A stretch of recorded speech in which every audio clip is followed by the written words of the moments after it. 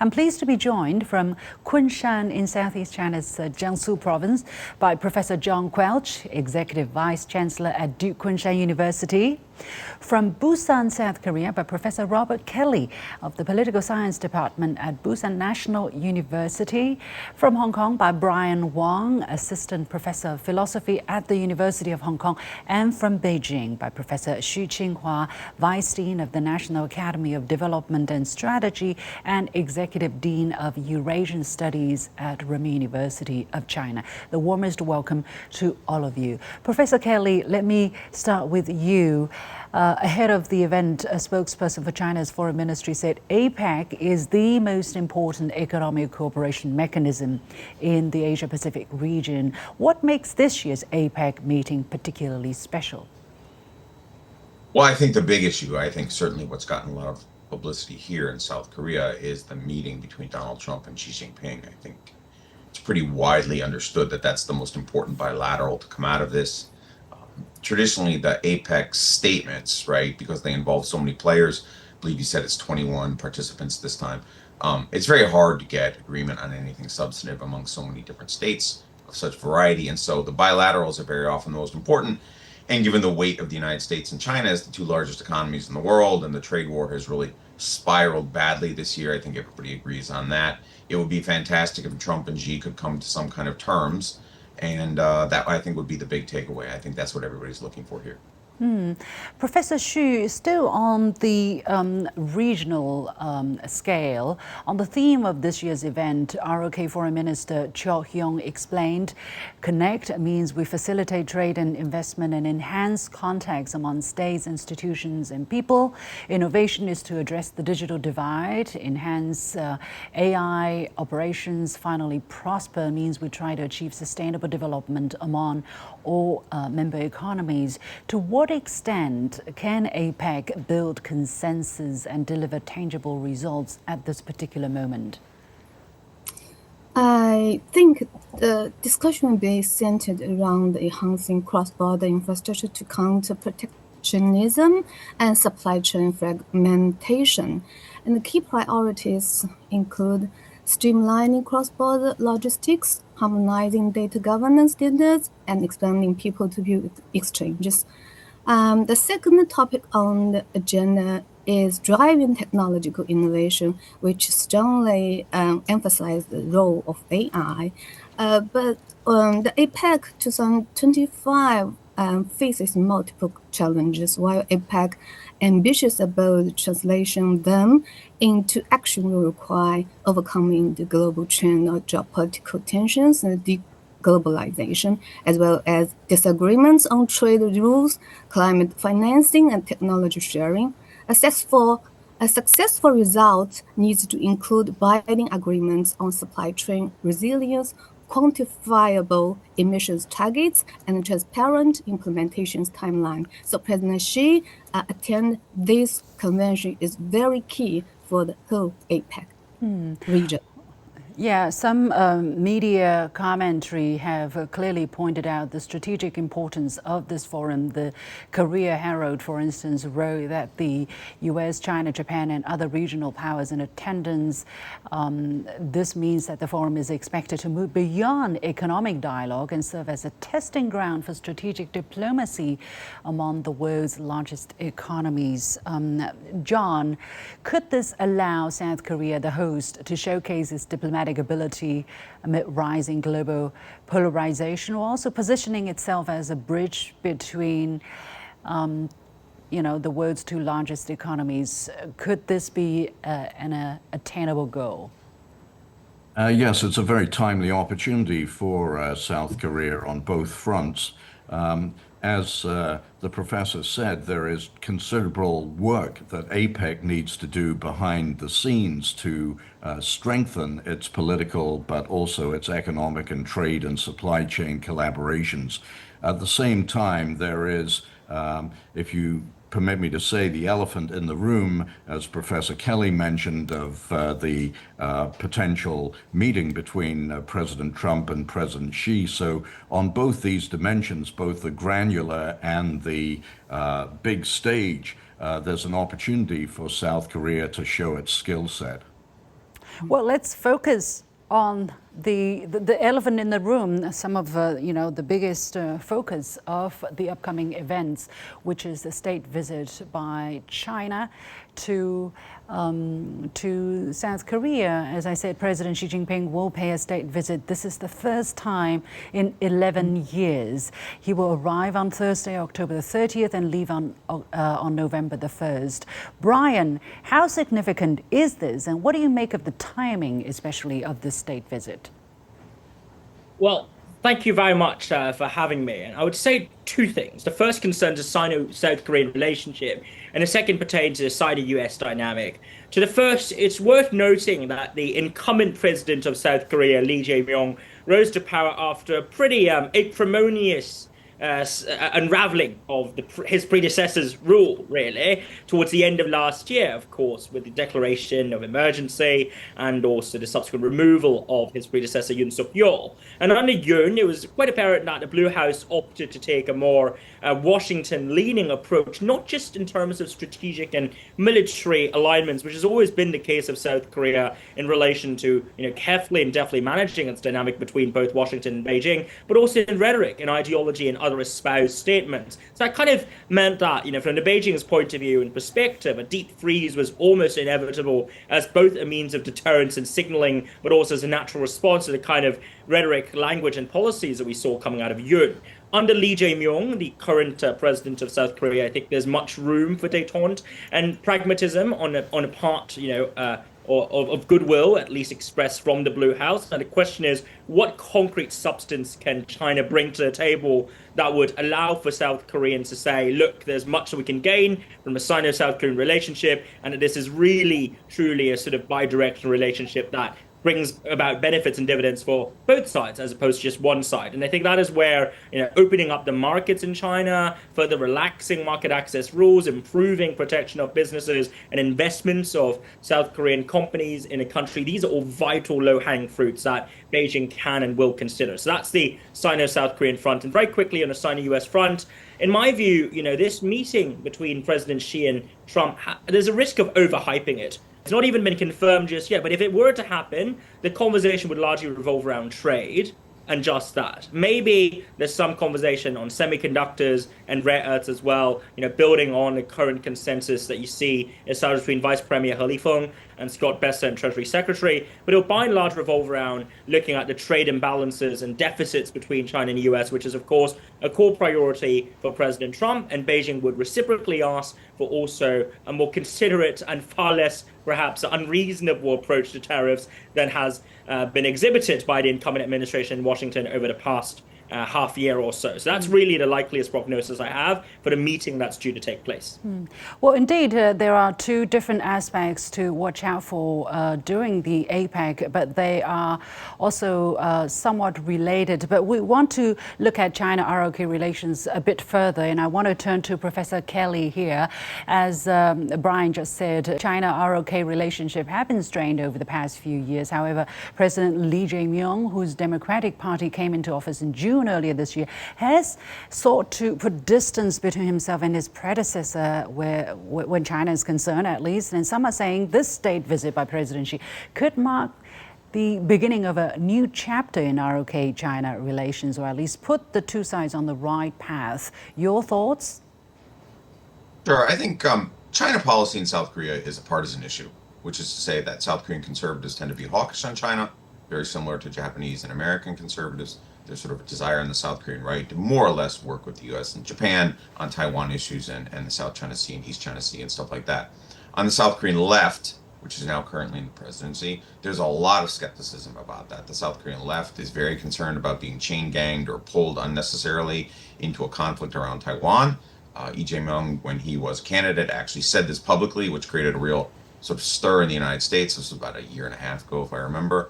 And he has governed in this manner, right? He's sort of trying to argue that South Korea is sort of equidistant or some kind of balancing state between the two.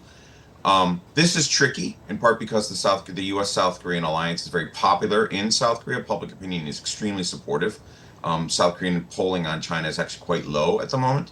And so I think to a certain extent, Lee is running against his own public on this question. But on the other hand, I think it's also pretty clear that the public doesn't want to get sucked into a large regional conflict, which is the bigger concern. So at the moment, because the left is in power, I think there'll be more sort of comedy towards China. But if the right were to take power again in the future, I would imagine you would see a swing back towards what you saw last year.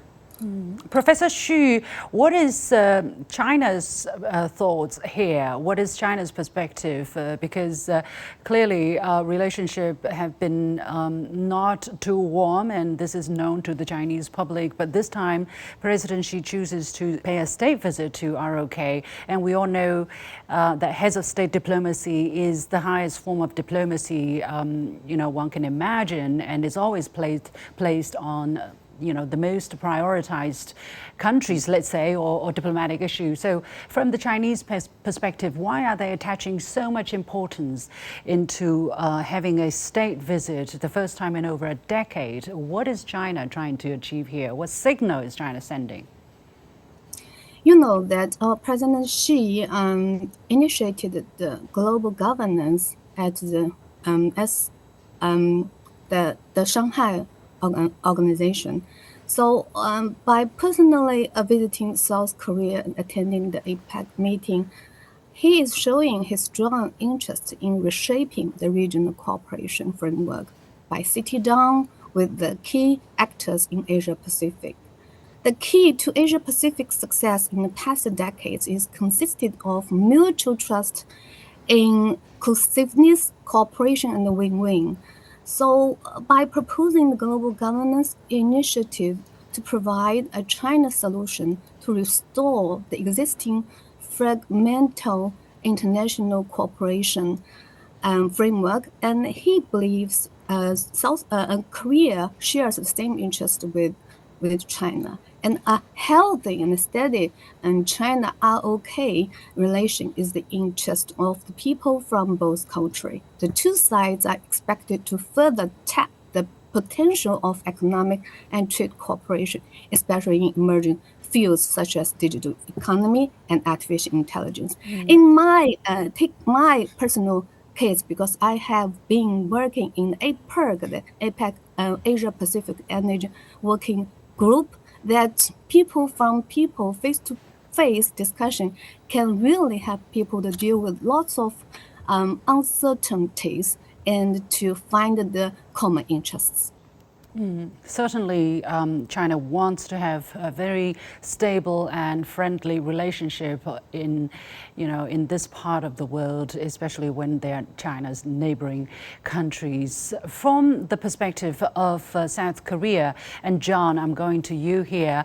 President Lee has put forward this idea of bird diplomacy, suggesting that just as a bird can only fly balancing both its wings, South Korea must maintain a balance between its major relations with major countries in order to thrive internationally. What do you make of this approach? Can South Korea, traditionally a U.S. ally, improve relations with China while at the same time maintaining or even strengthening its relationship with the United States? Yes, I hope so. And I think this is a path that you outlined that many countries are having to contend with and come up with a solution for, given the increasing balance in between China and the United States on the global stage. One thing it's worth recalling is that South Korea a little bit nervous and upset about the arrangement for South Korea to invest $350 billion into the United States in return for having its tariff cut from 25 to 15%.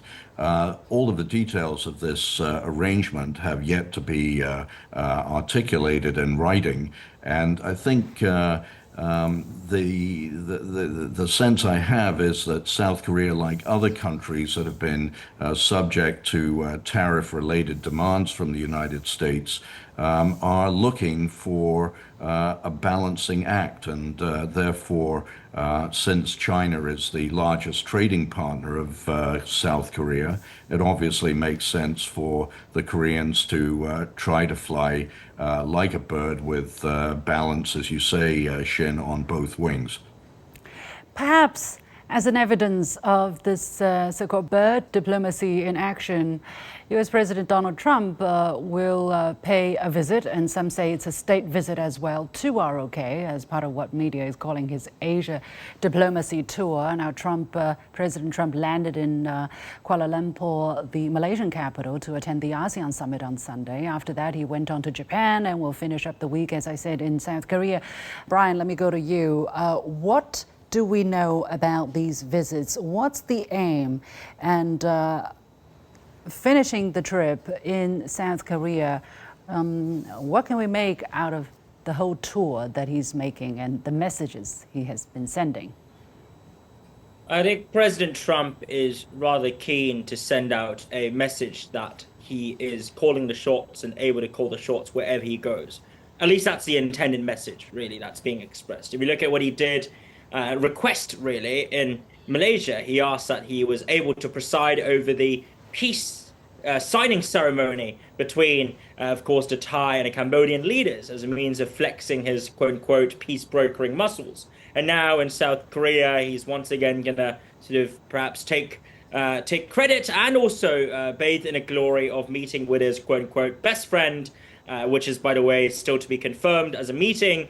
But that's, again, a sign to his domestic base, right, that he is an international maestro, so to speak, when it comes to diplomacy and great power politics. That's what he intends to communicate. But the trouble is, as with most things in life, especially when it comes to products from politicians who have scant understanding of the complexity and nuances of international strategy, the intention and the reception and the actual outcome are likely to be rather divergent. And one thing I will say, here is that for a very long while, Donald Trump's cabinet has been criticized for perceived neglect of long-standing American allies in both Northeast and Southeast Asia, especially in Southeast Asia.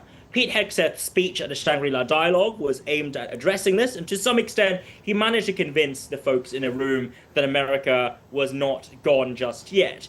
But it doesn't help that the past few months of domestic American political turmoil, as well as what you've seen with regards to resignations from the leadership in the American military, and of course, last but not least, concerns over Trump's foreign policy coherence with regards to vacillations over Russia, all of these do not point to signs of a president who has a coherent and also robust strategy vis-a-vis Asia and vis-a-vis the Sino-American relationship. And that is why, whilst I've highlighted what he wants to be seen as and what he is seeking to portray himself as, I suspect the gap between expectation and reality, appearance and actual substance is rather quite stark in a case of President Trump. Well, at least some action have been taking place, and by that I mean the trade consultation, economic consultation between the world's two largest economies. The latest news is overnight China's top diplomat had a phone call with his U.S. counterpart Marco Rubio on Monday, and they talked about the recent framework trade consensuses or basic trade consensuses that they reached on both sides in Kuala Lumpur. Now, last week, by Thursday, White House Press Secretary Caroline Leavitt also announced that President Trump will meet President Xi Jinping on Thursday after addressing the APEC. Although, if you don't get the confirmation from both sides, you can't really dictate that is going to happen. As I said, by this moment, there is no official confirmation from China. Professor Kelly, do you expect meeting between the two leaders, or is it highly anticipated that there will be such a meeting? If the meeting doesn't come through, what will be the stake? Yeah, I do think they'll meet. I do. I think Why? there is significant pressure on both sides, particularly sort of further down in the business communities, to get some kind of regularity on trade. China and the United States are pretty deeply interwoven, right? I think everybody knows that. We're beginning to pull apart, right? There's a delinkage process that's going on. I think there are strong national security communities in both countries that want that. But there's also a lot of deep business ties, right? China, really wants market access to the United States. China also funds a lot of American deficit spending. So there's a real strong sort of push, I think, from the economic side of the relationship for some kind of deal, something that sort of relieves the last 8 months of chaos. And so I imagine that, at minimum, right, we'll get the meeting. But it won't. So I think I do think there'll be some kind of deal. It'll be some kind of phase one thing, like Trump likes to call it that. The question is whether we follow through. Donald Trump is very erratic.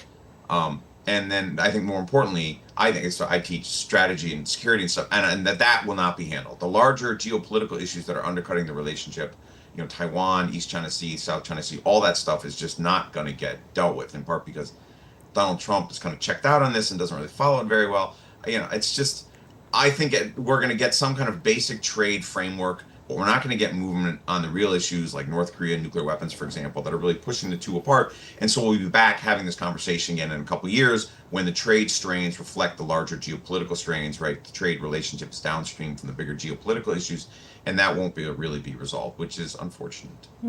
Well, all of these are complicated issues. Professor Xu, what do you read of the latest news report from China's official media about the phone call between Wang Yi and Marco Rubio? Do you sense that something is about to happen? I mean, we here don't have insider knowledge, so I'm just asking people to look into the crystal ball.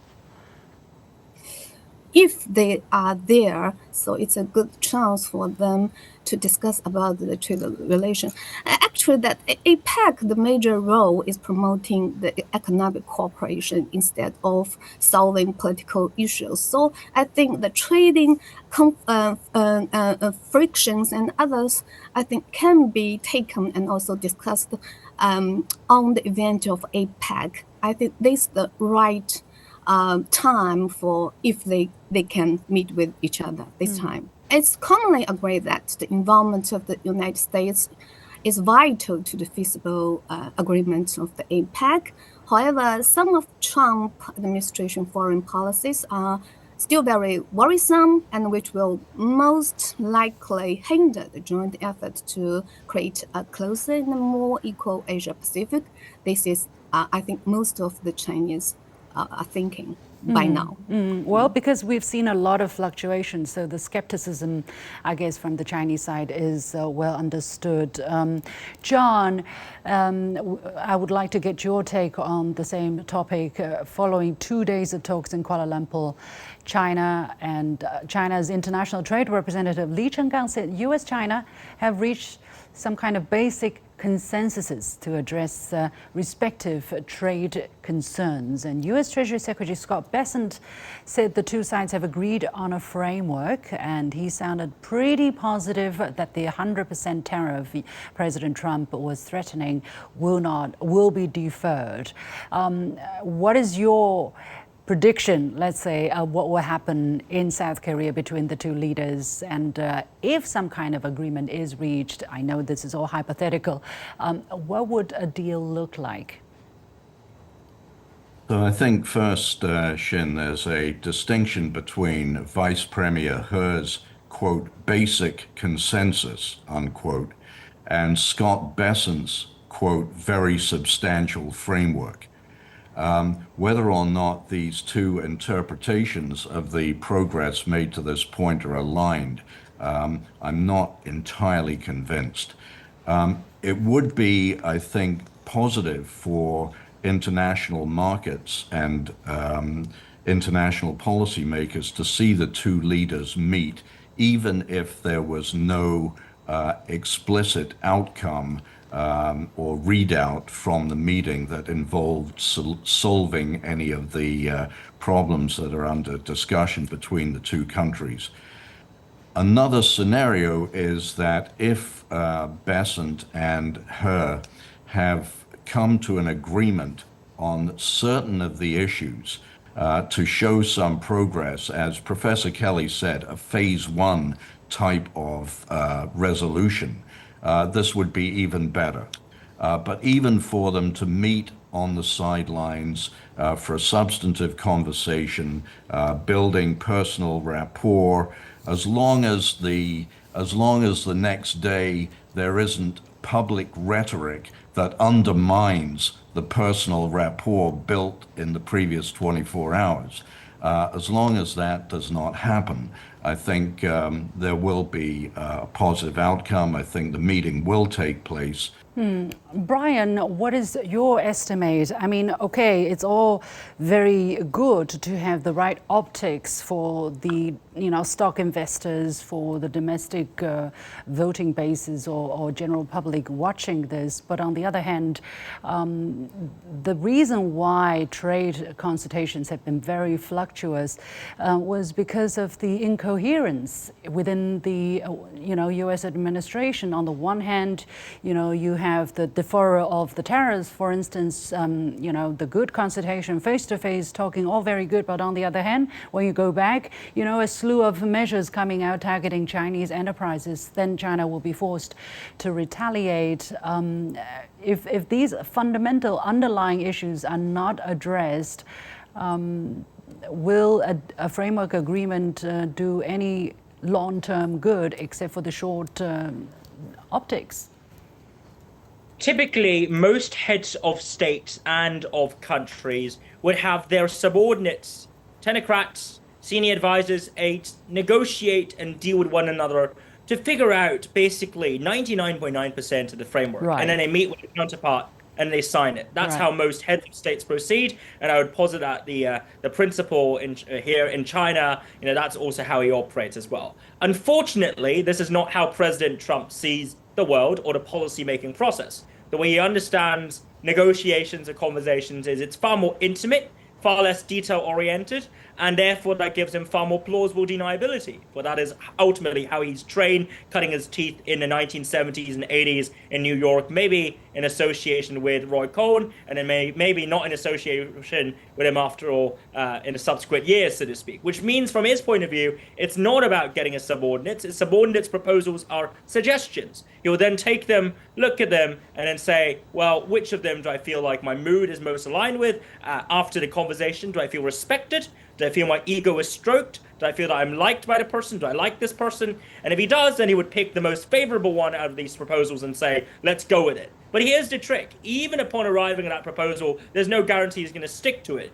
And in the case of China, my humble suggestion here is the best scenario we can hope for is a temporary stabilization relationship until a state visit by either President Xi to America or Trump to China, if that is to happen next year. The worst case scenario is we'll have a tentative détente and also an arrival at a consensus, quote unquote, only for that consensus to be walked over and ignored by a flip-flopping American side within 2 months' time. Mm-hmm. That's what I fear is unfortunately going to happen given midterm pressures and also given the kind of erratic dynamics that you see within the Trump inner court. Let's hope for the best, but also prepare for the worst. That's what I'll say. Thank you so much, my guests, Professor John Quelch, Professor Robert Kelly, Professor Brian Wong, and Professor Xu Qinhua for joining us from different parts of the world.